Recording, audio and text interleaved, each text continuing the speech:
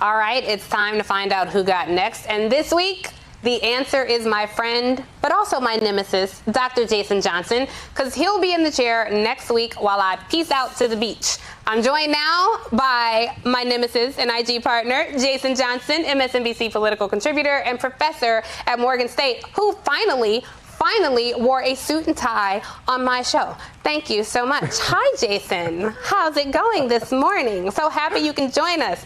Look, I'm happy you're here because earlier this week, you were trending on Twitter for hours. And when you were on our colleague Nicole Wallace's show, you reacted to Joe Biden's speech, President Biden. And, you know, you said it left you wanting. And I just want to give you a chance to explain what you meant, because I don't think you're a Biden hater. And I think what most people want to know is, what can Biden do? So what's your answer? So thank you for asking, Tiffany. And yes, I put on a whole tie today, just for you. Thank you. It better not be a clip-on. I want people to understand. It is. I think it's under here. Yeah. I want people to understand this larger context of what I said about Joe Biden's speech. Yes, it's impressive that he spoke at Tulsa. Yes, it's important that we do things symbolically. But there is a tendency in this country, and this is amongst the sort of larger majority population and sometimes within the African-American community, that black people somehow are supposed to have lower expectations for political efficacy from leaders and other groups of people. If you're an abortion rights activist, if you're a farmer, if you're a gun owner, there are all sorts of people in this country who demand immediate action from elected officials. And if they don't get it, they continue to scream, they continue to complain. But when black people say, hey, you should do something about this and do something about this now, suddenly everybody becomes, a political science expert and can explain all the ways that what black people need can't be done. And that is the perspective that I tend to have. It's not that I hate Joe Biden. I don't hate Joe Biden. I obviously wanted Joe Biden to win over Donald Trump. I always thought all the way through last year Joe Biden had the best chance to beat Donald Trump. I don't dislike him at all. My major criticism of Joe Biden is that I don't often think he recognizes how much action he's going to need to take to retain the black support and enthusiasm he needs to maintain the Congress and keep his presidency. So that's the first part. As for what Joe Biden and this administration can actually do, there are 3 people left who are Tulsa witnesses. You spoke to them, Tiffany, on an excellent show last week. There's only 3 people still alive. Yeah.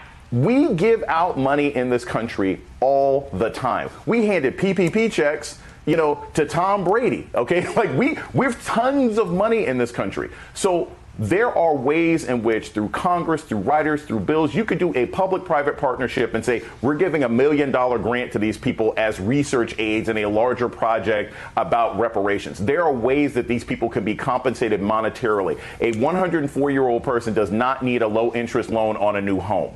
What they need is to be made whole in some semblance of a way from what they experience. Okay, well, we'll see how ticked off the people on Twitter are about that response. I want to talk about something else that you said, because so many people have been asking me to talk about the whole interracial couples and commercials thing. So take a listen to what Joe Biden said, and then we'll talk about it on the other side. I've never been more optimistic about the future than I am today. And I don't know how many commercials we'll see. Lay 8 to 5. 2 to 3 out of 5 have mixed race couples in them. That's not by accident. They're selling soap, man. Not a joke. Remember old Pat Caddell used to say, you want to know what's happening in American culture? Watch advertising. Because they want to sell what they have. We have hope. The interracial couples and commercials is a whole thing. What are your thoughts? I know that you said that doesn't solve racism, but what do you think is behind that? Because we see that a lot. And it was just a few short years ago when that Cheerios commercial was so controversial because there was an interracial couple and everybody said, I'll do it too. What do you think? So, Tiffany, and I wrote a piece about this on a grill that I will tweet out. Number one, all interracial couples are not received equally by America as a whole. And that's part of my criticism of what Joe Biden is saying and the perception of these things. You know why the Cheerios commercial was so controversial? It's because it was a black man and his white wife. We've seen the polls. We're still in a country where interracial couples are much more comfortable to the majority white population if the man is white. If the man is black, if the man is Asian. I mean, how many times have you seen a commercial with an Asian man Yeah. Does happen. And here's the other thing, Tiffany, and this is really key. So this morning, I was literally having this conversation with Naira Hack about a Happy Meal that had interracial couples on it, and she was like, hey, it had a Muslim family, but again, the interracial family was a white man and his black wife. Right, yeah.